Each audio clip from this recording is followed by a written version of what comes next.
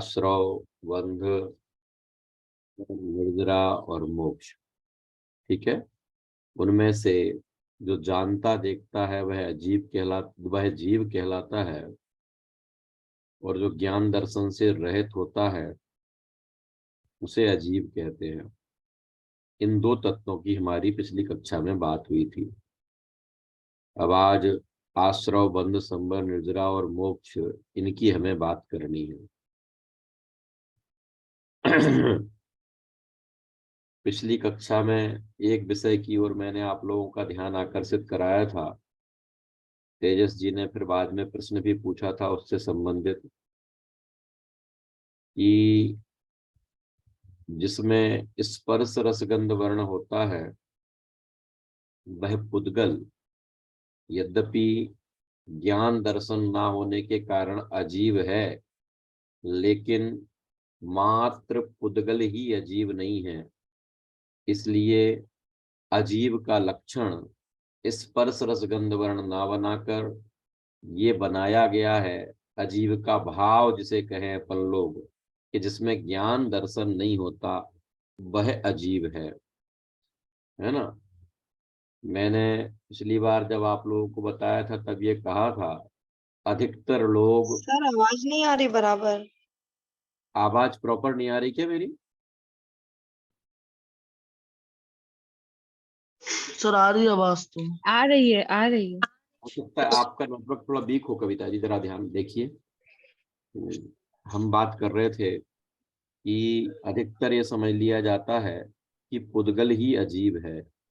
नहीं नहीं नहीं, बोले पुद्गल तो अजीब है ही है, लेकिन पुद्गल के अलावा धर्म, अधर्म, आकाश और काल ये भी अजीब है। ये क्यों हो? क्योंकि जैसे पुद्गल नहीं जानता देखता, वैसे ही धर्म, अधर्म, आकाश, काल भी जानते देखते नहीं है, उनमें ज्ञान दर्शन नहीं है। इसलिए अगर ऐसा कहा जाए कि पुद्गल अजीब है तो कोई तकलीफ नहीं है, लेकिन अगर ये कहा जाए कि पुद्गल ही अजीब है तो तकलीफ। ख्याल में आया? माने पुद्गल अजीब का एक भेद है। सभी पुद्गल तो अजीब होते हैं, लेकिन सभी अजीब पुद्गल नहीं होते। मैंने ये वाक्य बोला था ना पिछली कक्षा में, कुसुम जी याद है क्या बोला था? सभी पुद्गल तो अजीब होते हैं, लेकिन सभी अजीब पुद्गल नहीं होते। इसका मतलब क्या है कि पुद्गल के अलावा भी कुछ ऐसे हैं जो पुद्गल तो नहीं हैं लेकिन अजीब हैं। कौन? धर्म द्रव्य।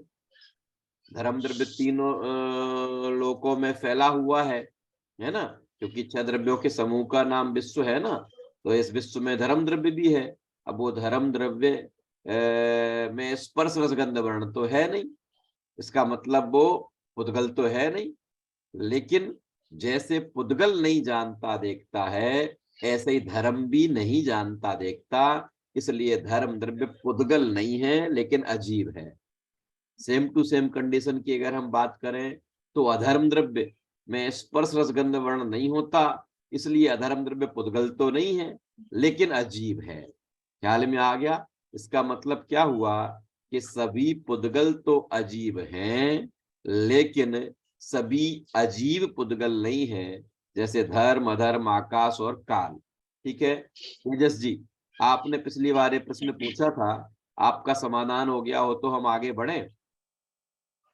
तेजस जी, आप अनम्यूट करें और साथ में वीडियो भी ऑन करें। नहीं, आपकी आवाज नहीं आ रही है तेजस जी।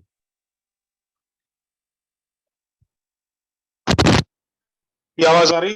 हाँ आप बोलिए, बोलिए। हाँ जय जिनेन्द्र।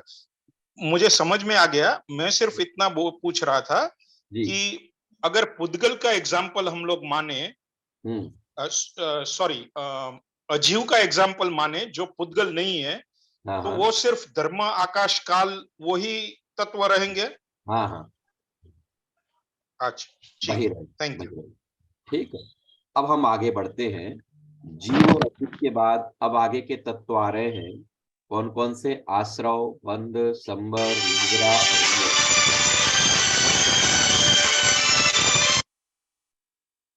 है ना, धर्म अधर्म, सॉरी, आश्रव, बंध, संबर, निर्जरा और मोक्ष, ये 5 तत्व हैं। अब जरा इन 5 तत्वों को समझने से पहले ये भी जान लें कि इन 5 तत्वों के 2 भेद हैं। दिव्या जी, कौन कौन से?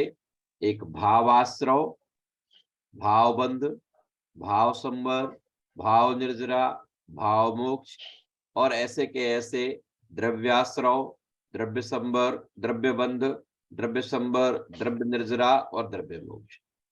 ठीक है, आरती जी ख्याल में आया? माने ये जो आश्रव, बंध, संबर, निर्जरा और मोक्ष, जो 5 तत्व हैं, इन 5 तत्वों के 2 भेद हैं। किसके भेद से? द्रव्य और भाव के भेद, द्रव्य और भाव से। भाव के भेद से। ठीक है, भावाश्रव, द्रव्याश्रव, भावबंध, द्रव्यबंध, भाव संबर, द्रव्य संबर, भाव निर्जरा, द्रव्य निर्जरा, भाव मोक्ष और द्रव्य मोक्ष। ठीक है, अब ये जो 2 भेद है ना, इन दोनों भेदों को हम थोड़े एक एक नाम इनको और भी दे सकते हैं। कुसुम जी, क्या नाम दिया जा सकता है? भाव आश्रव को हम जीव आश्रव कह सकते हैं और द्रव्य आश्रव को हम अजीव आश्रव कह सकते हैं। ख्याल में आ गया? भाव बंध को हम जीव बंध कह सकते हैं और द्रव्य बंध को हम अजीव बंध कह सकते हैं। अजीब बंद कह सकते हैं। ख्याल में आ गया? माने भाव और द्रव्य के भेदों को जीव और अजीब में भी कन्वर्ट अजीब किया कह जा सकते हैं। सकता है ना? क्यों? क्योंकि जो जीव में होता है उसको जीव नाम दे दिया और जो पुद्गल में होता है उसको हमने अजीब नाम दे दिया। ख्याल में आ गया? ये मैंने आपको पहले से इसलिए बता दिया कि ये बात जब आपको क्लियर होगी तो भाव और द्रव्य के भेद को आप बड़ी आसानी से समझ पाएंगे। महेंद्र जी भाई, सब क्लियर हुआ? भाव आश्रव को ही हम क्या कह सकते हैं? जीव आश्रव कह सकते हैं। और द्रव्य आश्रव को क्या नाम दिया जा सकता है? अजीब आश्रव कहा जा सकता है। और सेम टू सेम कंडीशन 5 में लग जाएगी, आश्रव में भी, बंध में भी, संबर में भी, निर्जरा में भी और मोक्ष में भी। ठीक है, यहां तक की बात क्लियर? अब हम बात करते हैं भाव आश्रव की। सुमन जी, क्या है भाव आश्रव? आत्मा में उत्पन्न होने वाले मोह राग द्वेष के परिणामों को ही भाव आश्रव कहते हैं। फिर से, आत्मा में उत्पन्न होने वाले मोह राग द्वेष के परिणामों को ही भाव आश्रव कहते हैं। ठीक है, एक तो ये परिभाषा सरल है। दिव्या जी, ख्याल में आ गया? कामिनी जी, परिभाषा सरल है? ठीक है, अब इसी परिभाषा को थोड़ा और हम दूसरे एंगल से समझते हैं। वीना जी, क्या परिभाषा है? मोह राग द्वेष के परिणामों को ही भावाश्रव कहते हैं, अथवा हम ऐसा कह सकते हैं कविता जी कि आत्मा के जिन परिणामों से कर्म आते हैं, आत्मा के उन परिणामों का नाम ही भावाश्रव। अब क्लियर हुई परिभाषा? परिणाम माने भाव, आत्मा के जिन भावों से कर्म आते हैं, आत्मा के उन भावों को भाव आश्रव कहा जाता है। क्लियर? आयाति, क्लियर बेटा?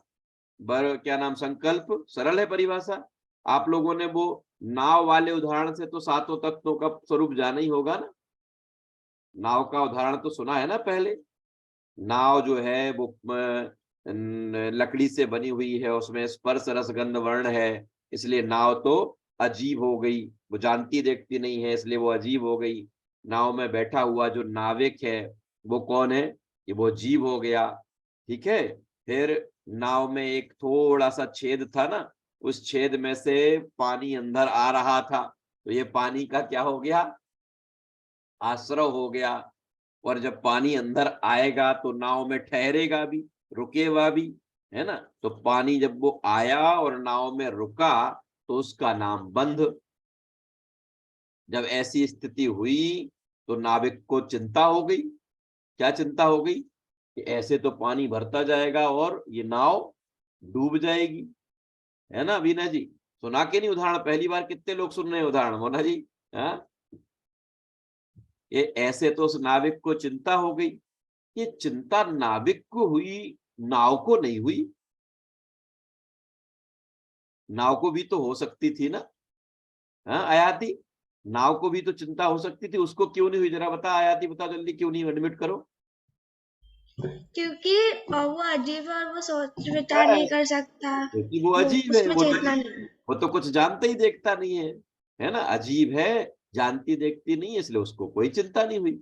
किसको चिंता हुई? नाविक को चिंता हुई। क्यों? क्योंकि वो जानता देखता है ये पानी आएगा, आ चुका है, नाव में भर चुका है, भर गया और आता जाएगा, तो नाव भारी होने के कारण जरा सा हवा तेज आएगी और डूब जाएगी, हमारी हालत बिगड़ जाएगी।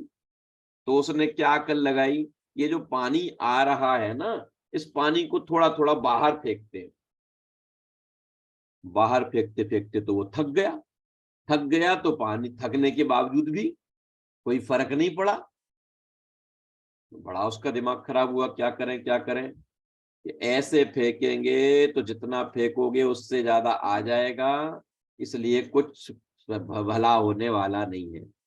तो फिर उसने क्या किया, अरे अब मेरी समझ में आया, पहले क्या किया जाए कि पहले जहां से पानी आ रहा है उस रास्ते को बंद किया जाए, है ना आरती जी। तो उसने क्या किया कि वो जो छेद था ना, उस छेद पर एक कील लगा दी और उसको बिल्कुल बंद कर दिया, है ना। तो अब नया पानी आना उसमें बंद हो गया ना। तो नया पानी आना जो बंद हुआ उसका नाम क्या है? उसका नाम संबंध। ठीक है। और अब वो जो पहले से भरा हुआ पड़ा था पानी, नया आना तो बंद हो गया, लेकिन पहले वाला जो भरा पड़ा था वो भरा रहेगा तो भी डूबने की संभावना है। तो क्या करो, ये नया आना बंद हुआ, अब वो जो पुराना जमा था उसको थोड़ा थोड़ा निकालना स्टार्ट किया। तो जो थोड़ा थोड़ा बाहर निकाला उसका नाम क्या? उसका नाम निर्जरा। और जब निकालते निकालते पूरी नाव खाली हो गई तो उसका नाम क्या? उसका नाम मोक्ष। किसका मोक्ष? ये नाव का। ये तो नाव बच गई ना डूबने से, ये तो नाव का मोक्ष हो गया। ये तो देखो भाई, उदाहरण है समझने के लिए कि जैसे इस तरीके से होता है, सेम टू सेम अपन सब दूसरे उदाहरण से भी समझ सकते हैं, है ना। अपने परिवार में कोई बाहर से आता है मेहमान, तो वो आश्रय हो गया। वो मेहमान आके अपने घर में रुक गया तो वो बंद हो गया। अब आपके घर में कैपेसिटी 5-6 लोगों की थी, उसके बाद आपने गेट बंद कर दिया तो वो संबर हो गया। फिर पुराने मेहमान जो आए थे उनको आपने एक एक करके कहा, भाई साहब जय जिनेंद्र, पधारो। धीरे धीरे उन मेहमानों को जो आपने बाहर का रास्ता दिखाया, वो निर्जरा हो गई। और जब वो मकान खाली हो गया तो मोक्ष। ऐसे कई उदाहरण आप सब बना सकते हैं अगर आपको परिभाषाएं क्लियर हो तो। ठीक है, ये मैंने इसलिए आपको याद दिला दिया क्योंकि अभी अपन को इनकी दोनों परिभाषाएं समझनी है ना। तो दोनों परिभाषाएं समझने में ये आपको हेल्प करेगा। अब देखिए संकल्प, अब हम कहाँ चल रहे थे? भावाश्रव और भाव द्रव्याश्रव की ओर। ठीक है, मैं जो अभी आप लोगों को पढ़ा रहा हूं और मेरे मन में ये भाव है कि आप लोग मेरे सिखाने से सीख जाएं, तो मेरे सिखाने का जो भाव है ना, इस भाव का नाम तो हो गया भावाश्रव। क्या हो गया? इस भाव का नाम तो हो गया भावाश्रव। अब जब ये आत्मा में ये जो भाव हुए ना, उसी समय इस सारे लोक में कुछ पुद्गल की कुछ वर्गणाएं, जिन्हें हम लोग कारमाण वर्गणा कहते हैं। पुद्गल की अलग अलग वर्गणाएं होती हैं। आप लोगों ने पिछली बार पढ़ा होगा, भाषा वर्गणा, मनोवर्गणा, है ना। तो ऐसे ये कारमाण वर्गणा होती है। कारमाण वर्गणा का मतलब क्या? ये पुद्गल के कुछ ऐसे परमाणु, जिन परमाणुओं में कर्म रूप होने की सामर्थ्य होती है, शक्ति होती है ना, कैपेबिलिटी होती है, ऐसे उन परमाणुओं को ही कारमाण वर्गणा कहते। ख्याल में आया? पुद्गल के तो बहुत सारे परमाणु, कितने प्रकार के परमाणु हैं? ऐसे भी परमाणु हैं जिनसे मन की संरचना होती है, ऐसे भी परमाणु हैं जिनसे शरीर की संरचना होती है, ऐसे भी परमाणु हैं जिनसे कर्म बनते हैं। तो पुद्गल के पर्टिकुलर वो परमाणु है ना, कौन से परमाणु, जिन परमाणुओं में किस बात की कैपेबिलिटी है सुमन जी, कर्म रूप होने की कैपेबिलिटी है।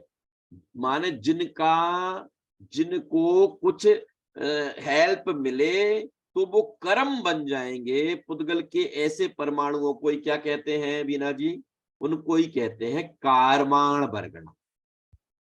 ठीक है, जैसे साइड में काली मिट्टी पड़ी हुई है, उस काली मिट्टी में घड़े बनने की सामर्थ्य है ना, घड़े बनने की सामर्थ्य है। अब उस काली मिट्टी को आपने पानी में मसल दिया और उसके बाद उसको चक्के पर रखा, तो जब उसे चक्के का सहारा मिला तो वो काली मिट्टी किस रूप बदल हो जाएगी, घड़े रूप बदल जाएगी, घड़े में चेंज हो जाएगी।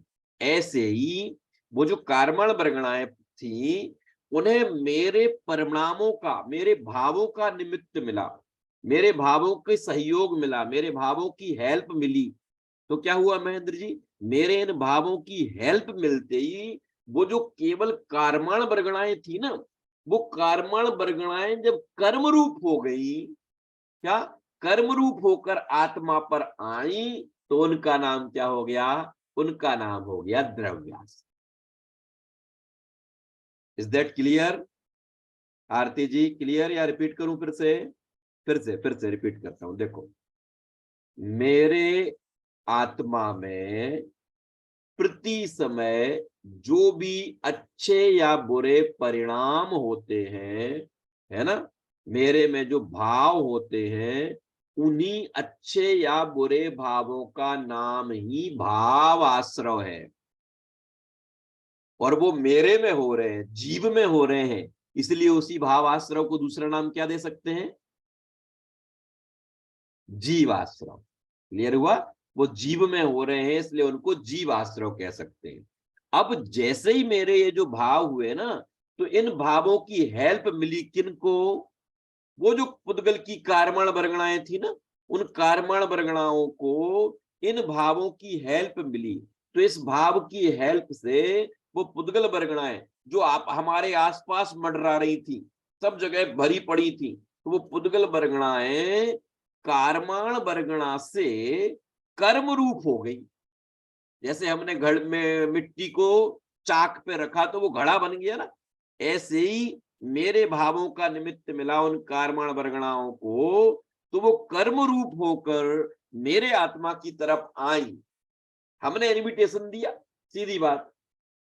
हाँ आरती जी, हमने अपने यहाँ कोई प्रोग्राम करना था, हमने अपने प्रोग्राम का कोई इनविटेशन दिया तो सामने वाला मेरे घर पे आ गया। अब तो मैं बुराई किस बात की है भाई साहब,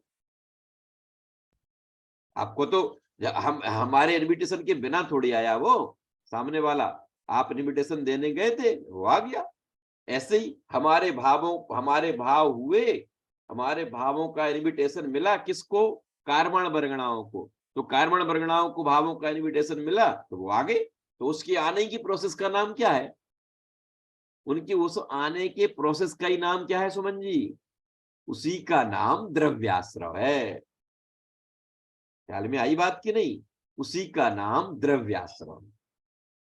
और ये सारा काम कुसुम जी किसमें हुआ, पुद्गल में हुआ कि जीव में हुआ, पुद्गल में हुआ ना। तो और पुद्गल क्या है, अजीव है, तो फिर इसी का नाम क्या हो जाएगा, इसी का नाम अजीव आश्रव हो जाएगा। समझ में आया, द्रव्याश्रव कहो या अजीव आश्रव कहो एक ही बात है, भाव आश्रव कहो या जीव आश्रव कहो एक ही बात। ठीक है, यहां तक की बात क्लियर हुई। अब चलते हैं भाव बंध की तरफ। आत्मा को जो भाव, अभी जिन भावों से कर्म आ रहे थे ना, जिन भावों से कर्म आ रहे थे उन हाँ सुमन जी बोले, कुछ कह रही हैं आप, बोले जल्दी बोले, अनम्यूट करके बोले, अनम्यूट करके। हाँ जी। हाँ वो जो भाव है, उन हाँ भावों की, आत्मा के उन भावों की सहायता से पुद्गल वर्गणाएं कार्माण रूप वर्गणाओं में परिवर्तित हुई। कर्म रूप, फिर वो कर्म परिगणाएं तो कहाँ थी, आई? वो कर्म रूप हुई। हाँ, कर्म रूप परिवर्तित हुई, फिर वो आत्मा में आई, कहाँ आई वो? हाँ हाँ, आत्मा पर कहाँ आई, आने को हमने आश्रय कहा?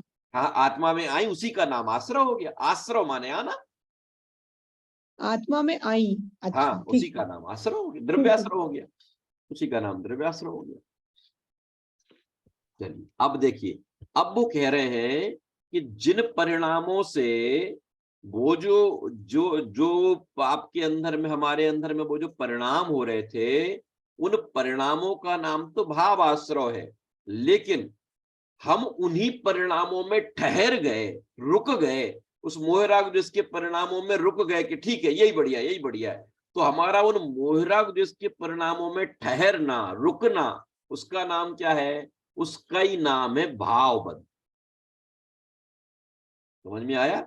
और इसी भावबंध के निमित्त से वो जो कार्बन वर्गणाएं आई थी, वो भी आत्मा पर ठहर गई, रुक गई, उसका नाम क्या हो गया?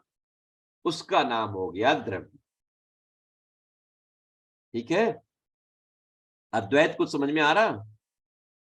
भावबंध और द्रव्यबंध ख्याल में आ गया? मोक्ष क्लियर हुई बात? अभी थोड़ा सा डिफरेंस है बस, किसमें? भावाश्रव और भावबंध में। भावाश्रव में तो क्या था कि जो परिणाम हो रहे थे, उन परिणामों का नाम तो था भावाश्रव, और अब हम उन परिणामों में रुक गए, ठहर गए, उन्हें ठीक मानने लगे, है ना? तो ऐसा जो, इसका नाम क्या हो गया? इसका नाम ही हो गया भावबंध। और जब आप उन परिणामों में ठहर गए, तो उन परिणामों के निमित्त से वो जो कार्बन वर्गणाएं आई थी, वो कार्बन वर्गणाएं भी आत्मा में रुक गई, ठहर गई, उसी का नाम क्या हो गया? उसी का नाम द्रव्यबंध हो गया। उसी को हम लोग जीवबंध और अजीवबंध भी कह सकते हैं। ठीक है, यहां तक की बात क्लियर हुई दिव्या जी? आगे बढ़े, समर की तरफ चले। अब जरा ध्यान रखना, जब ऐसी स्थिति हुई और जीव अनादि काल से दुखों को भोग रहा था, नियम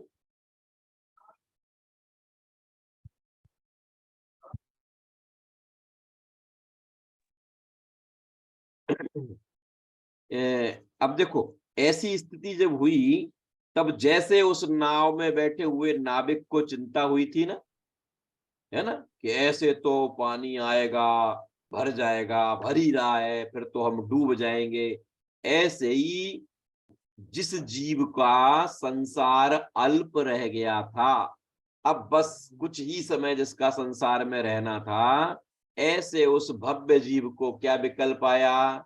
उसे विकल्प आया कि ऐसे तो ये अनादि काल से कर्म मेरे पास आ रहे हैं, ठहर रहे हैं, मैं फिर जन्म लेता हूँ, फिर मरण करता हूँ, फिर इधर भटकता हूँ, फिर उधर भटकता हूँ, ऐसे तो मेरा अनंत काल व्यतीत हो गया, और मैंने बहुत कोशिश की कि ये कर्म हट जाए, हट जाए, हट जाए, लेकिन ये तो हटते ही नहीं। ये तो जितने हटते हैं उससे ज्यादा आ जाते हैं।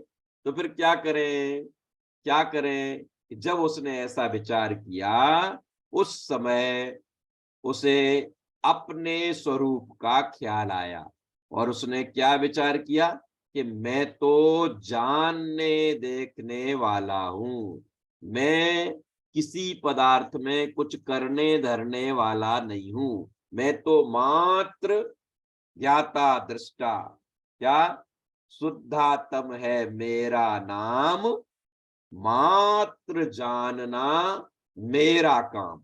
ऐसा उसे अंदर में जब विश्वास हुआ, है ना, उसे ऐसा जब अंदर में, अभी तक कहता तो था, दुनिया को बताता तो था कि मैं जीव हूं, मेरा काम जानना देखना है, लेकिन मानता नहीं था। लेकिन अब उसे क्या क्या उसका श्रद्धान हुआ कि मैं तो ज्ञाता दृष्टा हूं। तो ऐसे वो जो अभी तक जो भाव हो रहे थे ना, वो अच्छे या बुरे भाव हो रहे थे। कैसे भाव हो रहे थे मैं जी, सुनना जरा ध्यान से, अच्छे या बुरे भाव हो रहे थे। तो वो जो अच्छे और बुरे भाव हो रहे थे ना, उन भावों का नाम था भावाश्रव, और उन्हीं भावों में जब हम ठहर गए तो उसी का नाम हो गया भावबंध। है ना। और अब इसे निर्णय हुआ कि नहीं नहीं भैया, ये भाव ठीक नहीं है, इन भावों से तो अनादिकाल से संसार चल रहा है, वो क्या पता कब तक चलता रहेगा। तो फिर क्या करें कि मैं तो अपने ज्ञाता दृष्टा स्वभाव में जाऊंगा। तो ये जो शुद्ध परिणाम हुए, जिसमें जीव को क्या भाव वासना हुई कि मैं जानने देखने वाला हूं, तो जीव के ऐसे शुद्ध परिणाम, ठीक है, जीव के ऐसे उस शुद्ध परिणामों का ही नाम क्या है? उस शुद्ध परिणाम का नाम ही भाव संबर है। ख्याल में आया? और जब यह जीव ज्ञाता दृष्टा रहने लगा, है ना, कर्ता धर्ता नहीं बना, तो उस ज्ञाता दृष्टा के परिणामों का निमित्त पाकर वो जो कर्माण वर्गणाएं अभी तक कर्म रूप होकर आ रही थी और रुक रही थी, अब वो उन्हें मौका ही नहीं मिला, मौका ही नहीं मिला। तो उनका स्वयमेव ठहर जाना, उनका स्वयमेव रुक जाना, उनके लिए रेड लाइट डल जाना, है ना, रेड लाइट हो जाना, इसका नाम क्या? इसका नाम है द्रव्य संबंध। ठीक है बीना जी, ख्याल में आया क्या कुछ? फिर से रिपीट करूं एक बार। आत्मा के बेपरिणाम जिन परिणामों से उन कार्माण वर्गणाओं को रेड लाइट हो जाती है, अब वो नहीं आ सकते। आत्मा के ऐसे उन शुद्ध परिणामों का ही नाम क्या है? उन शुद्ध परिणामों का नाम ही भाव संबर है। ठीक है। और जब भाव संबर होगा तो उन कर्मण वर्गणाओं को क्या मौका नहीं मिलेगा? उन्हें वो जो निमित्त मिल रहा था ना, अभी तक हेल्प मिल रही थी, सहयोग मिल रहा था, वो हेल्प और सहयोग नहीं मिलेगी, तो वो कर्मण वर्गणाएं कर्मण वर्गणाओं में ही भरी पड़ी रह जाएंगी। उसी का नाम क्या है? उनका आना स्वयं आत्मा पर आना रुक जाएगा, उसी का नाम द्रव्य संबर हो जाएगा। ख्याल में आई बात कि नहीं? वो जो कील लग गई ना, अब नहीं आएंगे। काई की कील लगी? शुद्ध भावों की कील। समझ में आया? शुद्ध भावों की कील लग जाने से कर्मण वर्गणाओं के लिए स्टॉप, नो एंट्री का बोर्ड लग गया। उसका ही नाम क्या है? उसका नाम ही द्रव्य संबर। ठीक है। हाँ दिव्या जी बोले, क्या पूछ रही? जय जिनेन्द्र भैया जी, ये कार्बन वर्गणाएं अच्छी और बुरी दोनों होती है या सिर्फ बुरी होती है? कर्मण वर्गणाएं तो केवल कर्मण वर्गणाएं होती हैं। अभी आएगा, अभी जब आश्रव बंध है ना, आश्रव बंध में, चलो भी बता, आपने पूछ लिया तो बता देता हूं। आश्रव बंध के दो भेद और हैं, पुण्याश्रव पुण्य बंध, पापाश्रव और पाप बंध। वो जो पाप की जिन भावों से वो कर्मण वर्गणाएं आ रही थी ना, अगर वही भाव मंद कसाय के हुए, दया दान भक्ति स्वाध्याय के हुए, करुणा के हुए, है ना, ऐसे जो परिणाम होंगे, तो उन परिणामों से वो जो कर्मण वर्गणाएं आई थी, वो कर्मण वर्गणाएं शुभ कर्म रूप परिणमित होंगी। ठीक है। और जब उसी समय वो परिणाम आपके क्रोध मान माया लोभ हिंसा झूठ चोरी कुशील परिग्रह के होंगे, तो वही जो कर्मण वर्गणाएं आई थी, है ना, वही कर्मण वर्गणाएं किस रूप होंगी? वो अशुभ रूप होंगी। अशुभ रूप जिन्हें हम लोग पाप नाम देते हैं। शुभ को पुण्य का नाम देते हैं, शुभ को पाप का नाम देते हैं। किस पर डिपेंड है वो? किस पर डिपेंड है? वो हमारे परिणामों पर डिपेंड है। हमारे परिणाम अगर मंद कसाय के होंगे तो वही कर्मण वर्गणाएं शुभ रूप आएंगी, और अगर तीव्र कसाय के होंगे तो अशुभ रूप आएंगी। बस इतना अंतर है। उसी को हम लोग पाप और पुण्य का नाम देते हैं। समझ में आया? उसी को। ये पाप और पुण्य कौन करता है? लोग कहते हैं ना, बचपन से ही अपन लोगों को गलत सिखा दिया जाता है, ऐसा करोगे तो भगवान पाप देंगे। कि कोई भगवान पाप नहीं देते, भगवान कोई पुण्य नहीं देते। आपके जो परिणाम हैं, उन परिणामों के आधार पर उन्हीं कर्मण वर्गणाओं में ऑटोमेटिक ऐसी व्यवस्था है, ऑटोमेटिक है। अच्छा देखो दिव्या जी, अपन लोगों को कई बार विश्वास नहीं होता ना, कैसे हो सकता है ऐसा? देखो मैं बताता हूं कैसे हो सकता है। अपन लोग कामिनी जी, अपन भोजन करते, भोजन मान लीजिए हमने 2 रोटी खाई, तो अब वो जो हमने सब्जी के साथ या जो चीज के साथ 2 रोटियां खाई, वो खाने के बाद किस परमाणु को खून में जाके मिलना है, किन को हड्डी को मजबूत करना है ना, किन को क्या होना है, वो सब ऑटोमेटिक होता है कि नहीं? कौन करता है? वो ऑटोमेटिक व्यवस्था है कि नहीं? ऐसे ही तो आपके परिणामों के आधार पर वो कार्मण वर्गणाएं कोई पुण्य रूप हो गई, कोई पाप रूप हो गई, ख्याल में आता? और जो वो उसमें भी जो प्रति समय 7 कर्म हमारे बंध रहे हैं, ज्ञानावरणी, दर्शनावरणी, मोहिनी, अंतराय, वेदनी, क्या होता है? बस ऑटोमेटिक जिनमें ज्ञानावरणी रूप होने की सामर्थ्य होती है वो कार्मण वर्गणाएं ज्ञानावरणी बन जाती है, जिनमें दर्शनावरणी रूप होने की क्षमता होती है वो दर्शनावरणी बन जाती है, जिनमें मोहिनी रूप होने की क्षमता होती है वो मोहिनी बन जाती है। इस सब का फंड कच्चा मटेरियल क्या है? इन सब का कच्चा मटेरियल मेरे परिणाम है, मेरे भाव हैं। मेरे भाव जैसे होंगे उन भावों से उनको हेल्प मिलेगी, उसी हेल्प को हम लोग अपनी शास्त्रीय भाषा में निमित्त बोलते हैं। ठीक है, हमारे उन परिणामों के निमित्त से वो जो कार्मण वर्गणाएं हैं उन कार्मण वर्गणाओं का आना, अपने अपने स्वभाव रूप होना, है ना, ये सब ऑटोमेटिक है। ख्याल में आ गया? यहां तक हो गई बात हमारी संबर की। भाव संबर माने क्या? आत्मा के शुद्ध परिणाम, जिन शुद्ध परिणामों से कर्मों का आना स्वयमेव रुक जाता है, आत्मा के उन शुद्ध परिणामों का नाम भाव संबर, और वो कार्मण वर्गणाएं अपने आप मेरे पास आना रुक गई, उसी का नाम द्रव्य संबर। और वही शुद्ध परिणाम जब और बढ़ते गए, वृद्धिंगत होते गए, वृद्धिंगत होते गए, तो उन बढ़ते हुए शुद्ध परिणामों का नाम ही क्या है?